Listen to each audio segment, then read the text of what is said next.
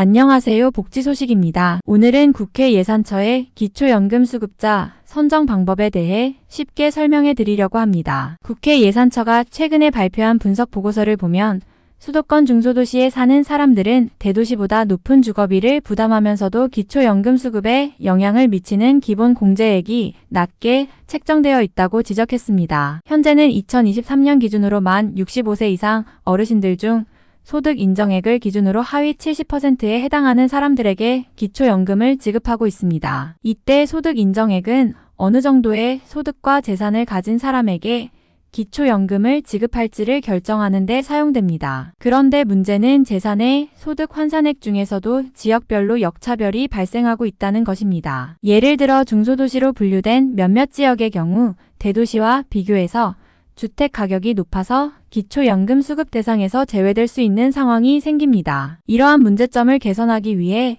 국회 예산처는 지역별 기본 공제 기준을 현실에 맞게 개선해야 한다고 지적했습니다. 이를 위해 보건복지부에서는 관련 연구 용역을 실시해서 기준 개편을 검토할 예정이라는 입장입니다. 이렇게 공정성을 담보하기 위해 국회에서는 지역별 기본 공제 기준의 현실화와 지역별로 기초연금 수급 대상에서 누락되지 않도록 고민하고 있는 것입니다. 지역별 기본 공제 기준은 4단계로 변경될 것으로 예상되며 지역별로 다른 공제액을 상향 조정할 가능성도 있습니다. 현재는 지역별 기본 공제 기준이 너무 단순하게 적용되고 있어서 주택 가격 변동을 충분히 반영하지 못하고 있다는 지적이 있습니다. 따라서 최근 몇 년간 주택 가격의 상승률을 고려해서 공제액을 결정해야 할 것으로 보입니다. 이러한 개선 사안을 통해 기초연금수급자 선정의 형평성을 높이는 것이 정부의 최종 목표입니다. 이상이 국회 예산처의 기초연금수급자 선정 방법에 대한 개선 필요성에 대한 설명이었습니다. 이제는 기초연금의 지역별 기본 공제의 역차별 문제를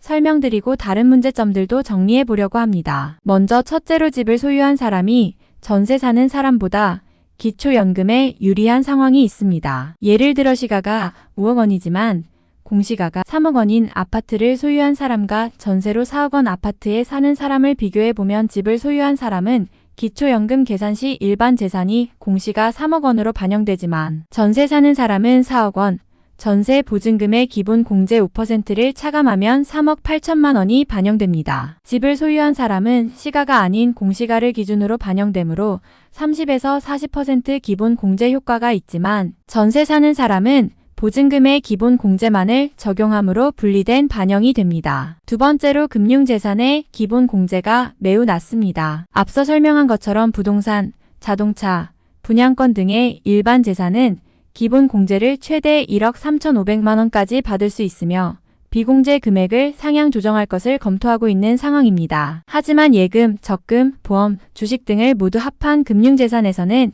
기본 공제가 2천만 원 뿐이어서 형평성에 어긋나는 것으로 보입니다. 또한 금융재산에서 발생하는 이자, 소득 역시 기초연금 계산 시 소득평가에 반영되므로 이중적용이라고 볼 수도 있습니다. 세 번째로 연금소득에는 기본 공제가 전혀 없습니다. 근로소득은 기본 공제 108만 원에 추가 공제 30%를 차감받을 수 있으며 임대보증금은 필요경비 42.6%를 공제받을 수 있으며 이자, 소득은 월 4만 원씩 공제받을 수 있는 것에 비해 국민연금을 포함한 연금소득은 젊었을 때 열심히 일해서 받은 소득에서 매월 납부한 돈인데 왜 기본 공제가 전혀 없는 건지 도무지 이해할 수가 없습니다. 네 번째로 기초생활수급자는 기초연금 신청을 포기해야 할 수밖에 없습니다. 전체 노인 인구의 88% 정도에 해당하는 기초생활수급자 어르신들은 기초연금 신청 자체를 아예 포기하고 있습니다. 그 이유는 기초연금을 받으면